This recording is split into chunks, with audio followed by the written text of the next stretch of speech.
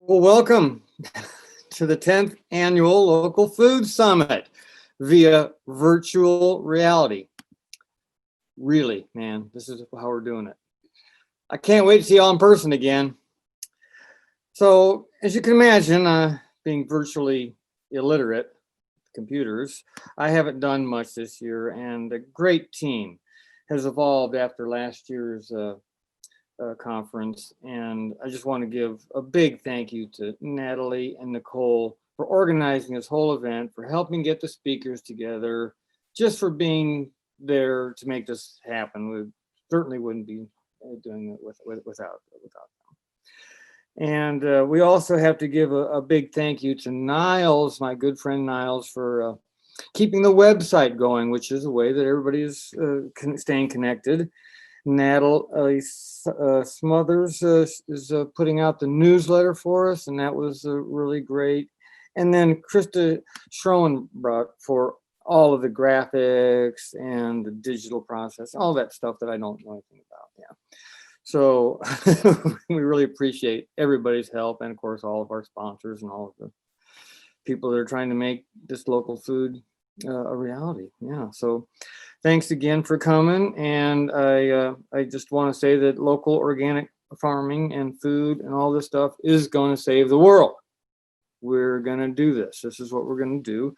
And it's just so important to turn soils around, get the organic matter back in our soils, get the carbon out of the atmosphere, have great organic soils, grow really healthy food, distribute it equitably so that everybody has access to it.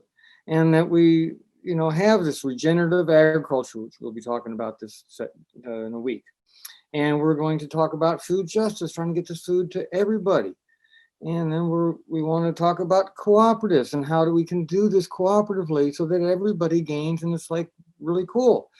So tonight we're going to focus on something very dear to my heart, and this is from my friend Ian over here is going to talk about access to land for the next generations. This is so important. I lucked out. I got land when it was cheap, but land's not cheap anymore. How are young farmers going to get land and do all the things that need to be done to make a better world?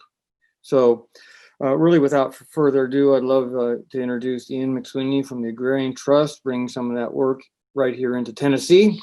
And Ian, we'd love to thank you for joining us, and I'd love to hear what you had to say.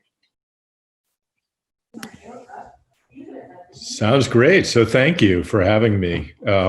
Great to be here. Thanks for dinner too. The virtual dinner was wonderful. Local to you, unfortunately not for me. Yeah, great to connect in this new reality, and so grateful to be part of conferences in the past. Let me just give me a minute to share my screen. All right, so thank you for having me. I've been presenting for a few years now at the conference, definitely not 10, but congratulations on 10 years.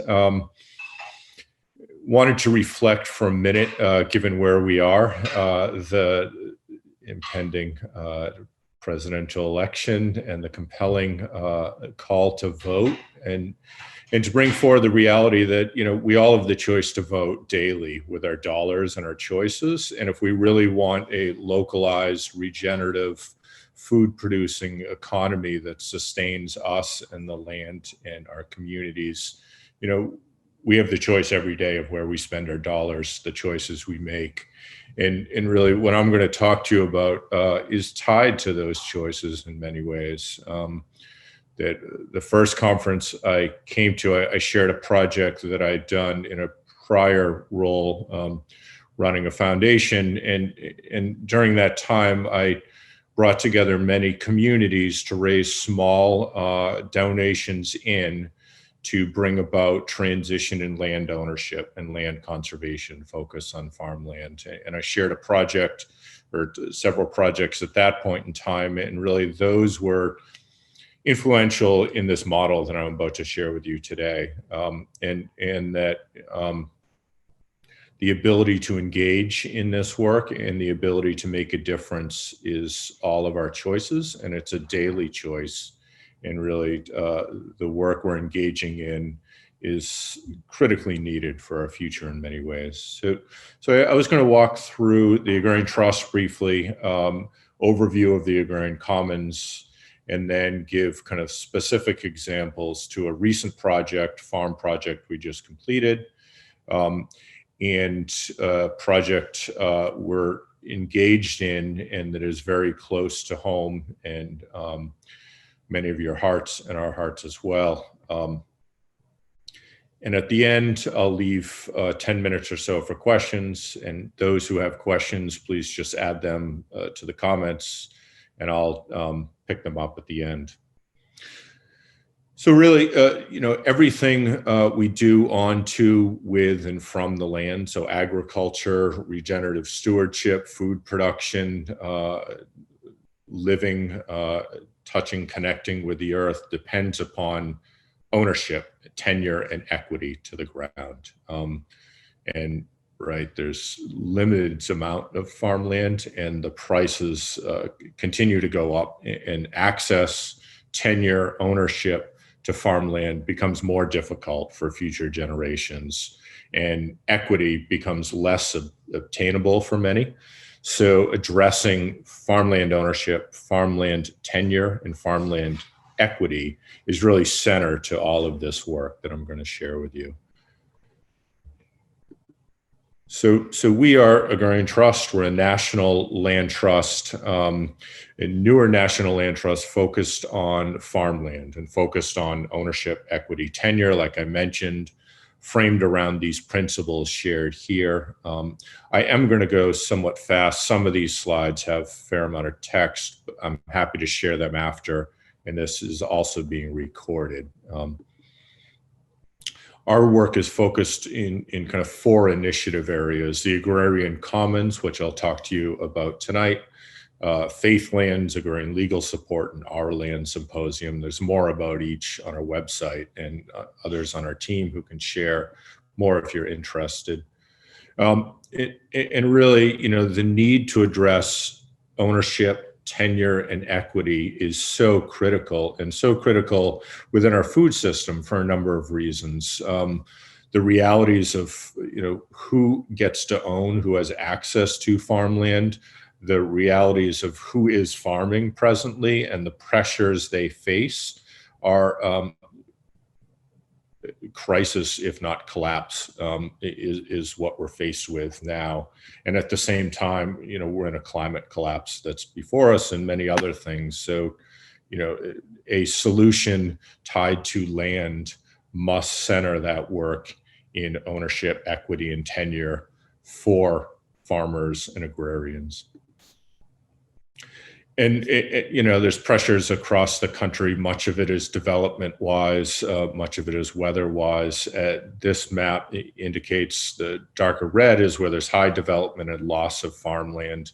And as climate collapse continues, we see migration of people. And in present pandemic, there's been significant migration. I was sharing during dinner before the presentation that Montana presently is seeing over 400% increase in real estate sales, and their vacancy rates are below 1%. It's just a land grab is going on there right now in present times. So, this is changing. There's even more pressures on farmland across the country. We're also, facing the climate realities we are. This map, the lower left, depicts the over 2,000 fires that were active just over a month ago in the West. The other 2 maps depict the percent and of fruits and vegetables that those Western states produce. So, we live in a food system that does not value local, is international in scale, and much is shipped in from the West Coast, which is at great risk and on fire. And the cost of land continues to go up. So, as farm incomes have decreased, for several decades now, the cost of farmland has increased during that time. So what was already difficult to afford, farmland by and for farmers, has only become that much more difficult, and continues on those trends as we move forward. And as there's migration with these different pandemic and climate events, as kind of global markets change, there's a lot of foreign investor, pension fund, other financial capital acquiring more and more farmland in this country and driving up costs and making it less affordable. So really, we need to find new models to address ownership, tenure, and equity, because financially they don't work and they're crushing farms. And there's organizations that are active in aspects of this work, and there's models across the globe of how to address this. So really, we, Agrarian Trust, looked at these other organizations and models, and were inspired to create what we're calling the Agrarian Commons.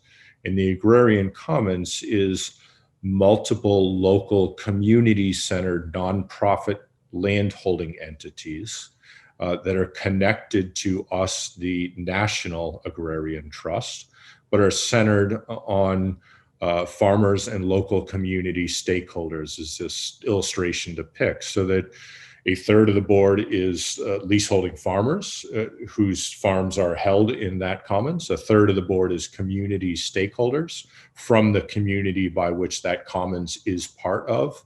And then a third are Agrarian Trust. So what we've created is a nationally supported, locally centered model for holding farms in a nonprofit structure, and a nonprofit structure that's limited to solely owning the land and conveying lease tenure out. The 501c2, 501c25 structure is really just a nonprofit landlord by IRS guidance. So it can acquire land and property, it can hold that land and property and manage and steward that land and convey lease and rent, but it cannot farm, it cannot get engaged in programmatic work that a nonprofit might, it cannot actively use the land for things. So it's really just that nonprofit holding structure for the land, which financially doesn't work in the privatized markets as shared earlier. So the nonprofit model allows it to be valued differently and held differently. And then because of the 501c2 structure, it requires it to be conveyed out through lease. So this is the legal model that we found to kind of fit the work we were doing. And we spent quite a bit of time kind of developing founding documents and bylaws and the details of. And this May, right in the kind of middle of the pandemic, or at least the start as it continues now. But we launched our work forward, and this work had been developing for a number of years and is still evolving and still developing as we go. But what the work was incorporating 10 of these local agrarian commons across the country.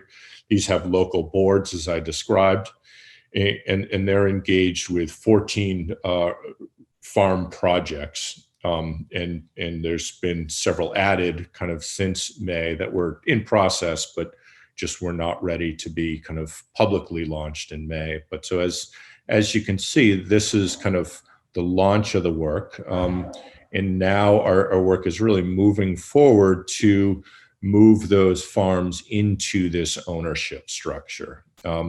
So some of those farms are coming in as donations. The rest are really coming in as some type of discounted sale with multiple partners involved. So a number have conservation easement, land trust and parties involved, and USDA partnership for funding, for easement, or for other on-farm activities.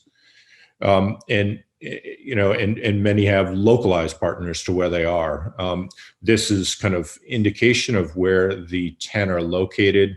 The size approximately represents their geographic focus area, that each commons is local and their decision making is local. So they decide whether they're working, in a small multi-county region, statewide, or in a portion of the state, and that can expand over time. And the model is intended to take ownership of multiple farm properties into the same structure in that region defined, and then convey lease tenure out, and that the boards grow as additional properties come in, because really, that 1/3 is farmer, 1/3 is community, and then 1/3 being the trust, that every new property in the board grows, and it grows proportionally that way. So they're all these commons now are starting small, and they're starting with 1 to 3 farm properties and kind of boards of similar size representation. And then they're growing as they kind of take ownership of these properties and new opportunities come forward. So this is what the boards look like. This is just kind of a few details on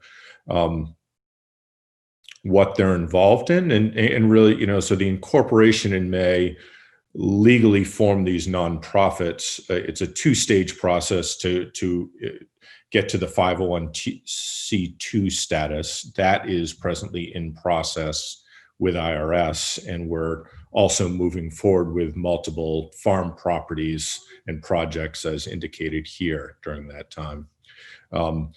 We're also, as the properties come into ownership, we're thinking about acquiring the farms into this ownership structure, conveying lease tenure out, and also the goals are really to ensure a viable and healthy ecosystem of farm community and a viable farm business enterprise. So the thought and need to invest in properties where needed and appropriate is part of the mix as well. So we have a farm on Whidbey Island in Washington that's part of that Agrarian Commons that is engaged in some soil building and some habitat and kind of perennial food systems investment projects, and also a project in New Hampshire that has some soil building and pollinator habitat work going on as well.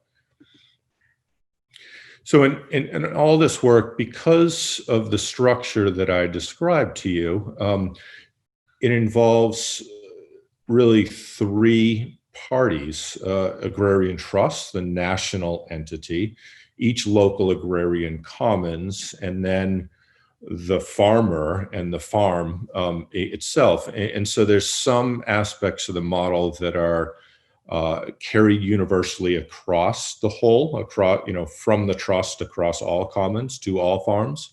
Some things are localized to that commons, so one commons being different than the next in many ways, and then much is really specific to the land and the farmer that's on that land.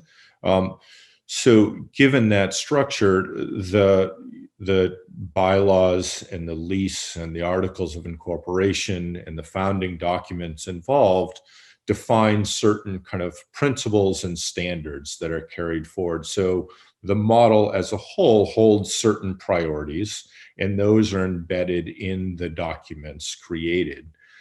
So these principles and these values here are embedded in those bylaw, lease, articles of incorporation, and other founding documents. And then really each local agrarian commons is choosing kind of what is important and of value to that community, and specifically to that farm, and then farms as they grow in size. And so to kind of move from the general model described and give you just 2 examples. So this was a recent project we completed with the Maine Agrarian Commons, and that is the Little Juba Central Maine Agrarian Commons. That Agrarian Commons is farmers and community stakeholders from the Somali Bantu community of Lewiston, Maine. And the farmers are part of this Liberation Farm cooperative of multiple farmers, primarily growing for subsistence farming, and some small cottage industry agriculture going on. And so, that makes up the commons. They decided their name, they decided the geographic scope of where they work, and the focus of that agrarian commons is to acquire enough farm land holdings in the Auburn-Lewiston area of Maine, where first generation Black Mainers are 52% food insecure, and the Somali Bantu community that lives in Lewiston, Maine is also, it has significant high rates of poverty and food access issues.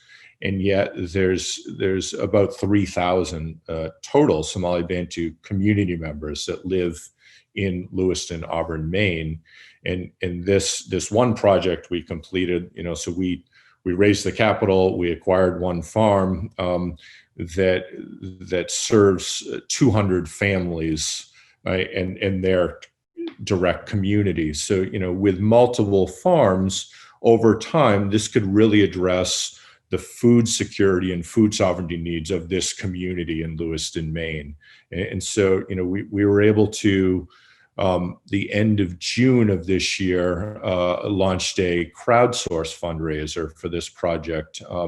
A really powerful story, really important time to call for the need for activities like this and to support equity and justice in this way. So, a very compelling case. We developed a crowdsourced fundraising campaign, communicated that out online and through other press and email communication, and we're able to raise $360 for purchase, and now additional money for stewardship and other endowment needs for that project. So from the end of June to beginning of October, we've raised $495,000 from about 1,600 donors now, with the average donation being $144 from individuals. And with that, that gave us the capital to acquire this farm, which was being acquired at a discount, and also is partnered with Land Trust, who's bringing some of the money through an easement sale forward.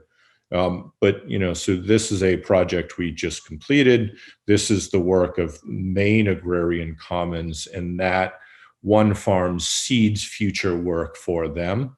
And their future work is to secure 4 to 5 farms in that Auburn-Lewiston region of Maine to create food security for the Somali Bantu community that lives there.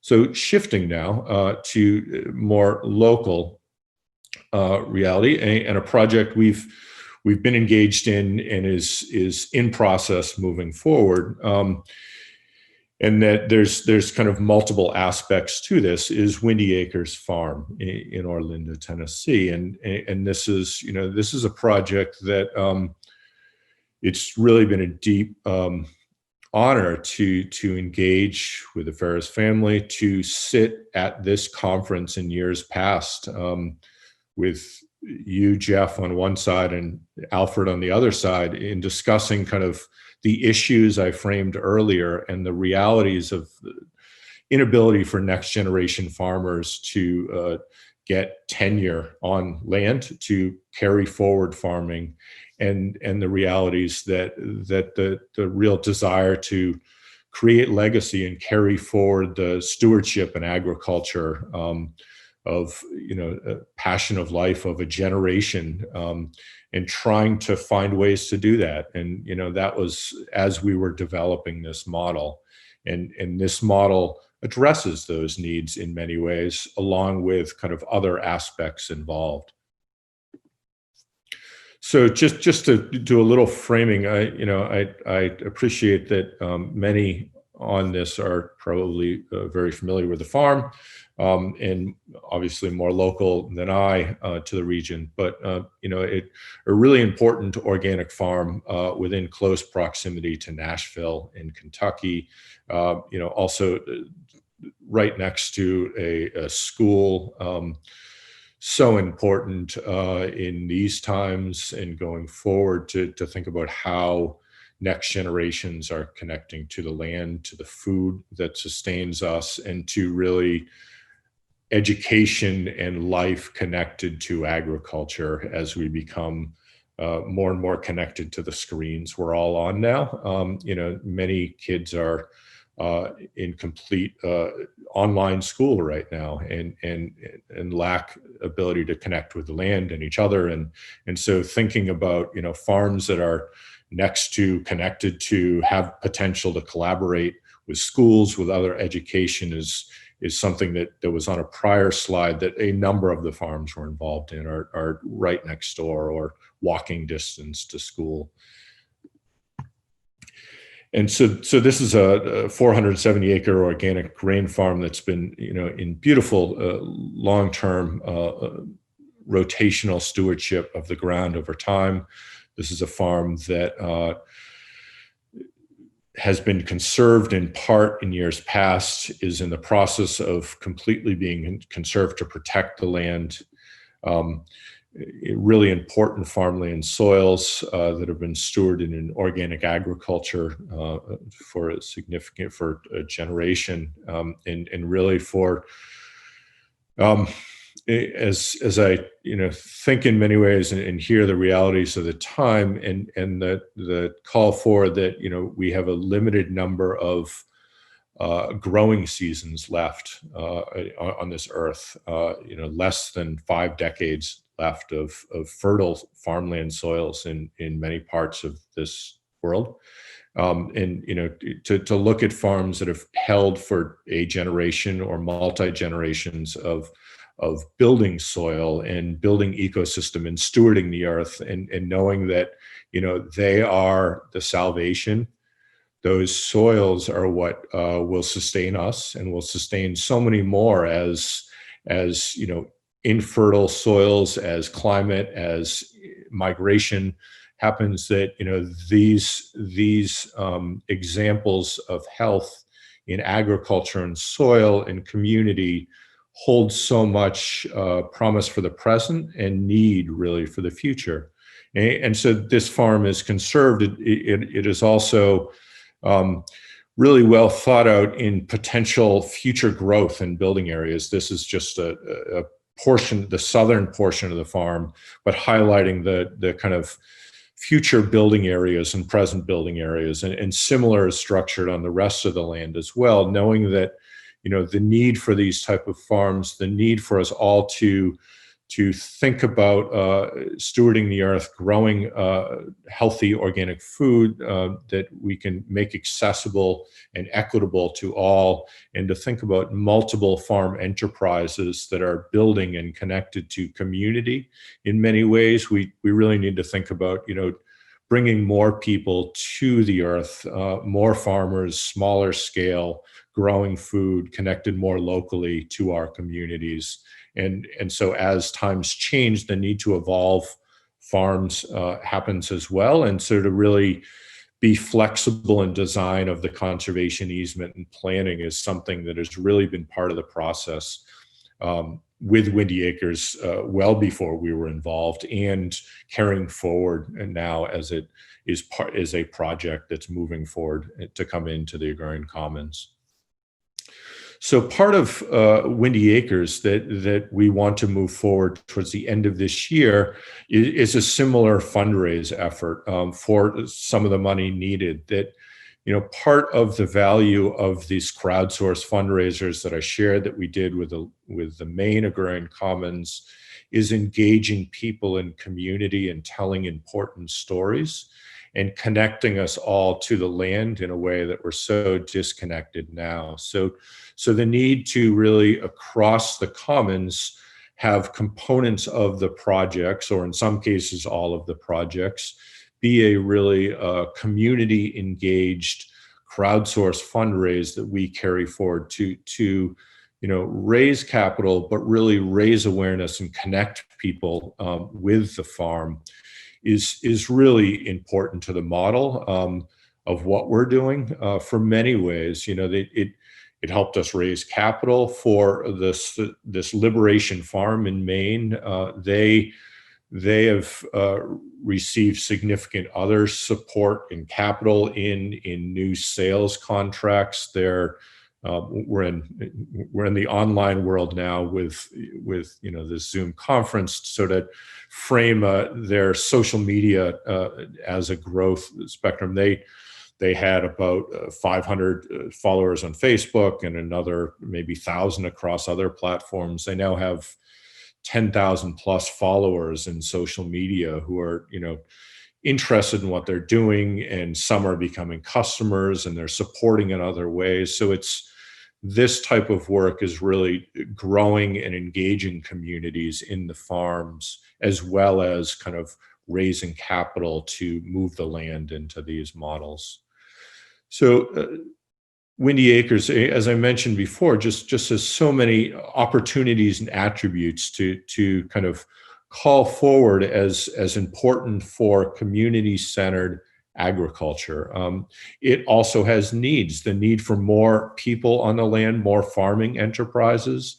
The Harveys pictured here are carrying forward the legacy and the agriculture and the stewardship of the land, but the need and opportunity to grow enterprises, to engage more deeply in the land, and engage in the local school, in food production, and in really connecting with community is so critical. And there's many opportunities to collaborate in that way. And there's also a real need both to carry forward and honor, and also to build upon the legacy of soil health,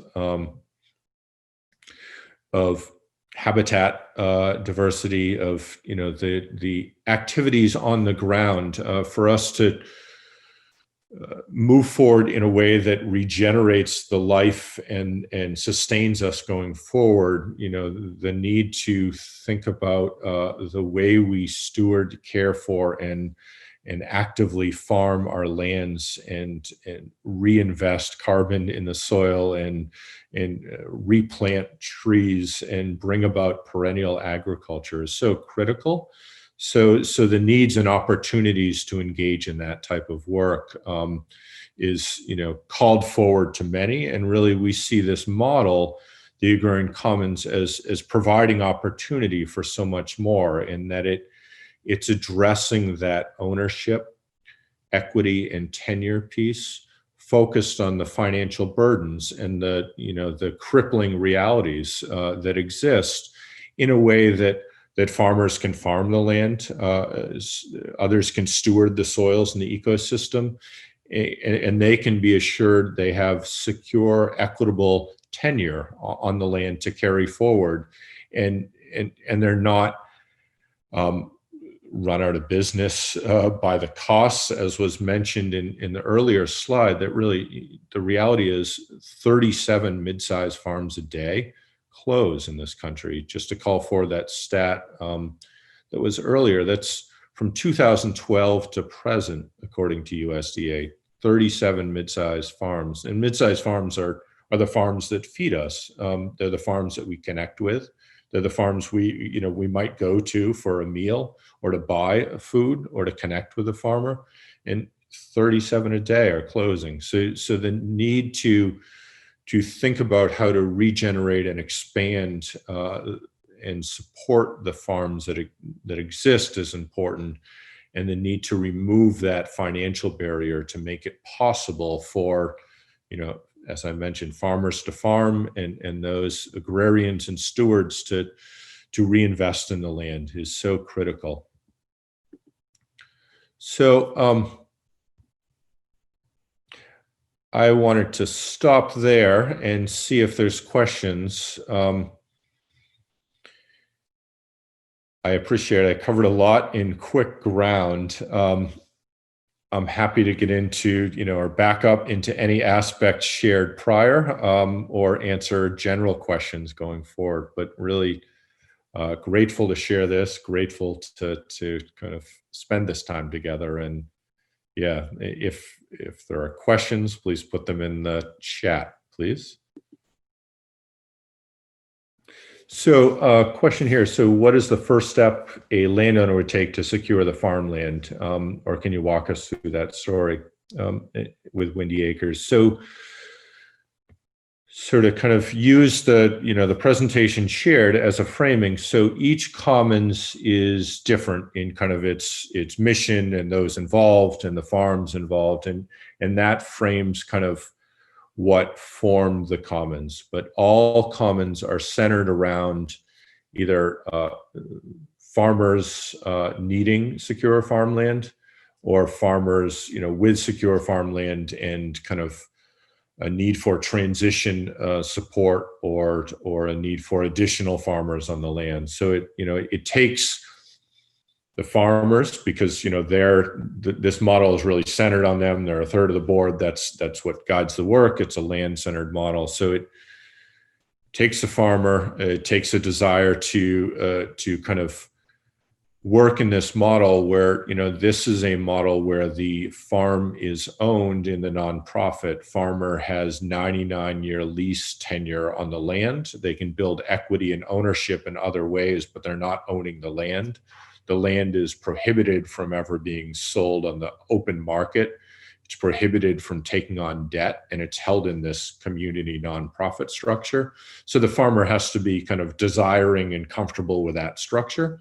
And then the farmer has to, if it's starting a new commons, the farmer has to be kind of embedded in a community of other stakeholders who are wanting to be involved in this model as well, for other people involved in the board and other support in. So that's kind of the nucleus of people is needed to start a commons defined around a farm. If a commons is already existing for a farmer or a landowner to engage in that, it's kind of does it connect with the identity and interests of that commons that exist? Is there some interconnectedness? It's not that the farms are working together. They can or they cannot. That's their own choice. But that they're both or all going to be held in this model. So there has to be some alignment across farms and farmers, landowners coming in, and there has to be alignment with the kind of principles and values of the model, the Agrarian Commons model, which do speak to farming practices, being organic, regenerative, biodynamic, diversified food production, agriculture. So it aligns with certain agriculture. It speaks to certain stewardship standards as well. So if those things are of interest and aligned to a farmer or a landowner, they really either contact Agrarian Trust and pursue that, or contact that local Agrarian Commons to pursue that. But then it really comes down to a real estate transaction of, is the landowner interested, willing, able to donate or provide bargain sale, or be supportive and flexible in a kind of time frame and project, or is there a real community engagement wanting to see something move forward and raise the capital for that? So that kind of evaluating the land project from a fundraise and real estate transaction becomes the work of the trust and the commons to see if it's a great fit. But it's really just that, for landowner or for farmer with an interest, contacting myself or contacting that local Agrarian Commons and engaging in that way first. So next question, is the Agrarian Trust unique in the US, or are there other national organizations like this? So yes, Agrarian Trust is unique in the United States. We are unique in that we are a land trust focused on ownership, tenure, and equity in farmland. on a national level. There's no other land trust focused on ownership, tenure, and equity on a national level. There are some localized land trusts that do that. Most land trusts are focused on, specific to farmland, on conservation easements, which are not addressing ownership, tenure, or equity. They're protecting the land and the natural resources and are an important part of the picture, but they aren't addressing the other piece. So it's really, best to work in tandem, but the uniqueness is that, we are focused on ownership, equity, and tenure. So that's a unique aspect. The other unique aspect is that we are this national organization with these localized landholding entities. That there are community land trusts across the country that focus on ownership, equity, and tenure. They're not focused on farmland generally, and the few that are localized in scale. There's no regional, national, community land trusts that exist. So, both our scale, the national local mix, and then the focus on ownership, equity, and tenure make it a unique model. It's also unique. Our kind of the way we raise capital to acquire these farms is unique. That land trusts don't raise capital to acquire properties through crowdsourced fundraising. We also use crowdsource investment capital raise. Land trusts generally don't use investment as part of the mix. But there's differences in that as well. There are other examples, though. Europe has, in 2003, this Tiers des Liens in France started.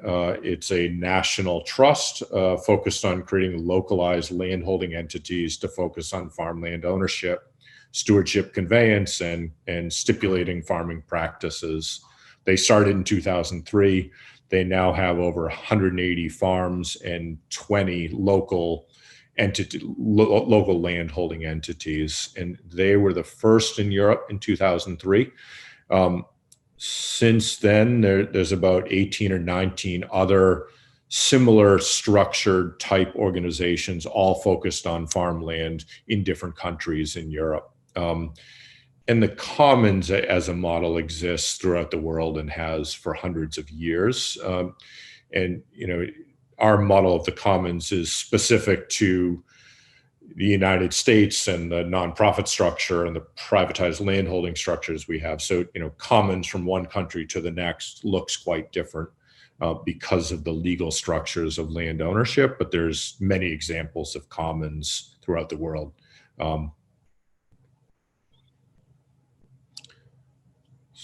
So the next question, have you found any different approaches to fundraising in Maine, Tennessee, or Minnesota? So really sort of kind of expand on this and touch on, back to the uniqueness of the capital raise side, is that we raise capital. So one unique aspect, just to, we're raising capital to acquire farms. We're also raising capital to invest in farms around soil ecosystem investment for regeneration and health, around renewable energy, around farm infrastructure needs, and around kind of farm housing, farm community needs in that way. So we're, the reasons to raise capital for us are those, and they're kind of unique in land trust work focused on farmland. And then the types of capital we raise because of those are unique as well. So, I've talked some and shared examples on this crowdsourced fundraising. We also, raise more traditional foundation grants and kind of philanthropic giving in for projects. We also then use kind of aligned investment capital from kind of community foundations, community loan funds, other CDFI type organizations who, can provide kind of flexible, low interest, supportive investment capital. And then crowdsource fundraising capital, where it's similar to a crowdsourced fundraising campaign where everyone and anyone could get involved, and you can go online and donate. And then the other capital is just, it was touched upon in the presentation, but a number of the projects have conservation land trust involved, who's acquiring a conservation easement, and with that brings some of the capital needed for purchase. Say, many of the other projects already had conservation easement completed and is held by conservation land trust, so that lowers the dollars, the value of the land some to begin with, but so that's another component of the capital. So and the one other, just to touch on the, I guess, difference, in that question of fundraising from Maine to Tennessee to Minnesota is, so we see fundraising is, so some of it we, the trust, are doing kind of nationally from our community and aligned organizations who have an interest. And then some we really want to engage the local community, and local in these times when we're at a local food summit and online is really kind of, in some ways, is manifesting the local we're talking about. So it's, engaging the local geographic community and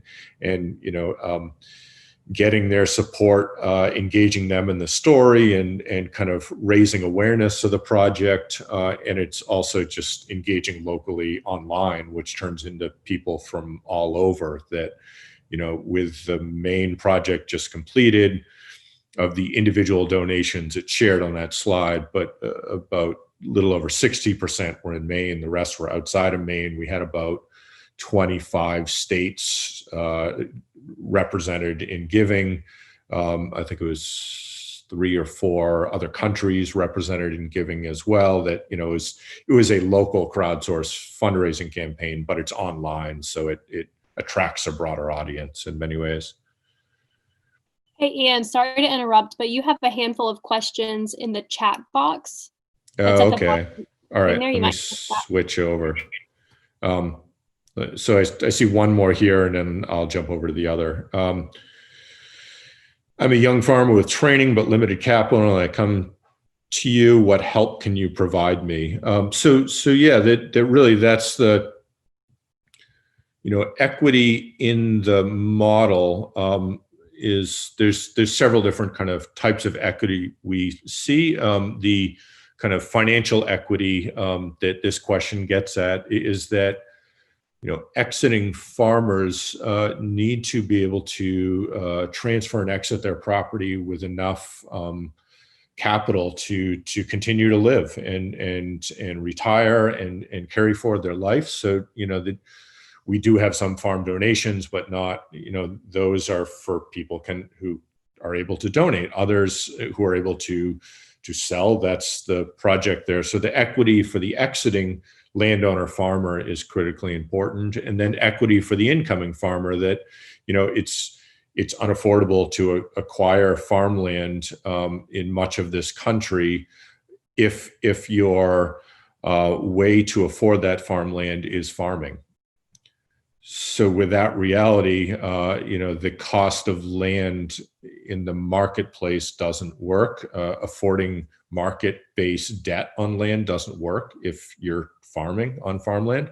So the need to acquire land through this fundraising in these different ways I've discussed, to then the land is held in the nonprofit and secure, affordable, equitable lease tenure is conveyed to farmer, where farmer obtains a 99-year lease, where the lease rate is based on what's affordable for the farm enterprise and what is needed to kind of hold the property. So, taxes, insurance, general upkeep, and then really what is affordable for the farm. And that differs, for a new beginning farmer to a mid-career farmer, and it differs by farming type as well. So those drive the decisions around lease rate, really with the goal of having a healthy farm and a healthy ecosystem. And we can't do that when we expect to extract so much, capital and rent, or capital and debt service, or other things. So we're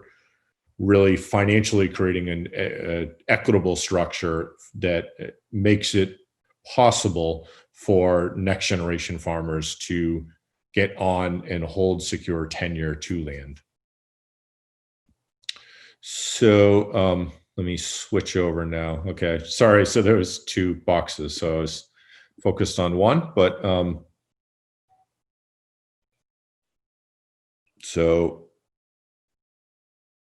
can you expand on what is involved in a long-term lease for a qualified farmer? What is the lease structure? Sure. So we, through the work to develop the Agrarian Commons model, it was through several committees over time to develop kind of the structure itself and bylaws, lease, articles of incorporation and such. So what we have is a template lease that is 80 to 95% complete, kind of for the commons on a national level. Each commons then has an in-state attorney involved who takes all those documents and makes sure they meet in-state requirements, because things differ from bylaws to lease from Tennessee to New Hampshire, say. So we, the commons localizes those to the state they're working in. And then that kind of further evolved template is then negotiated between the trust, the commons, and that leaseholder, and it's specific to the farm and the leaseholder. So it's going to be different from one to the next farm, going to be different from one to the next leaseholder, but majority of that document is something that exists in a template, and all of these bylaws, articles of incorporation, other founding documents, lease are available as open source documents on our website. On our Agrarian Commons website, we tell the story of each commons, parties involved. We link to those documents as they're completed. So as farms come into a commons and we negotiate a lease and finalize that then goes up on that commons page and is available for all as a resource. We also, this whole development of the commons is something that is being made into a online open source resource right now by Vermont Law School. And right around the end of the calendar year, they and we will publish it on our website, and it'll live there as a resource. All these documents, and also the learning and kind of questions and other models and inspiration and kind of their background as well, to really be as kind of educational, instructive, and kind of open source as possible. So another question, do Agrarian Commons always require the farmer, who would be the leaseholder, to use regenerative agriculture practices? If so, is that monitored by the Commons Board? I'm thinking about the best practice, not only for food production, but also for soil carbon capture, looking toward mitigating climate collapse.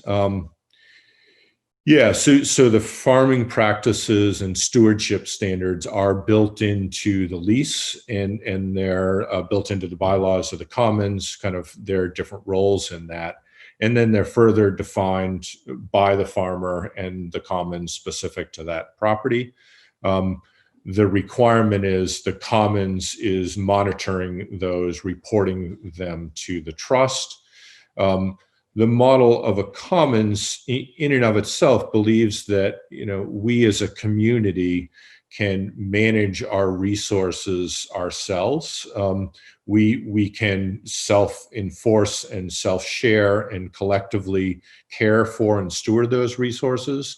And that kind of comes out in the model, in that the farmers who are farming the land and bound by the lease around farming practices are also on the board, and part of that contingent who's monitoring their peer farmers and themselves, and part of that decision-making process and reporting back to the trust. So there's multiple entities. So it's, it doesn't solely rest with one party, but the collective belief of A Commons and the Agrarian Commons is that, the wisdom and collective work of farmers is where we should center our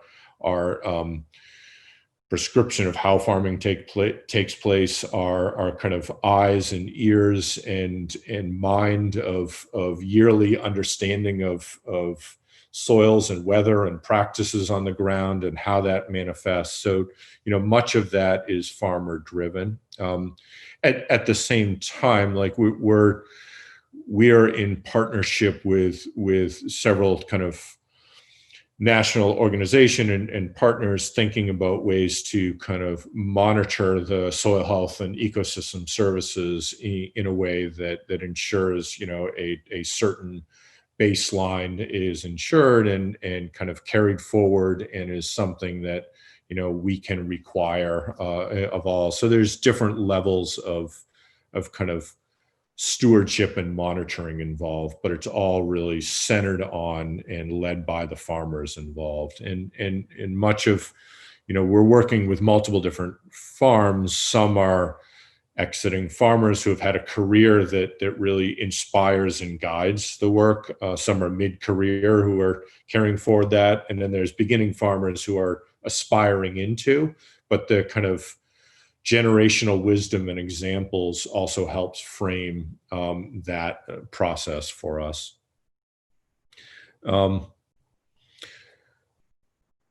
So because I have designated my property as a farm, my current mortgage company has told me they do not finance farms. I will have to remove my farm number on my land if someone else is to finance. Do you know about this? Yeah, farm finance can be very difficult. In farm finance for certain farm businesses through FSA or other lenders, if you fit, can be great. But more traditional residential lenders, farming of any sense is not what they want to lend to. So, simply access to acquire land is difficult in many ways. Do you have any regional land purchase limitations based on climate change that you will not integrate into the commons? Well, so we definitely, deeply consider every farm we're working with and what, climate change and what weather events might do to impact that farm, kind of, where it's located in relation to markets and how things might shift over time. So we're, we evaluate that as best we can going into a project, but really don't have set limitations beforehand. Our goal is that we see the need and fit and potential for a commons across the country in many communities.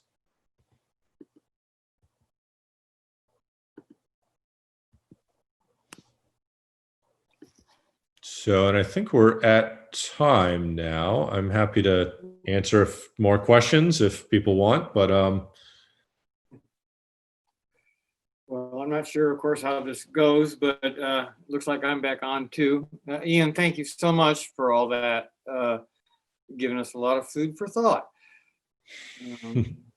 As you know, I'm quite concerned about this whole farmland access thing. It's really important to get young people back on the land, and we all really appreciate all you've done to help our dear friends, the Ferrises, and we are going to keep trying to do this. Next week, it's regenerative agriculture, climate change, same time, same station. And I just really appreciate everybody tuning in, turning on, dropping out, all that stuff. It's so weird not to be hugging y'all, but soon we'll get to do that. Again, thank you, Ian, for taking some time and explaining this extremely important thing that's going on with Windy Acres and all over the country to to help preserve farmland for farming, not subdivisions and all that other stuff. So thank you again for all you're doing. Oh, thank you for having me. Yeah, glad to connect in this strange way. Goodbye, everybody. See you next week. Goodbye.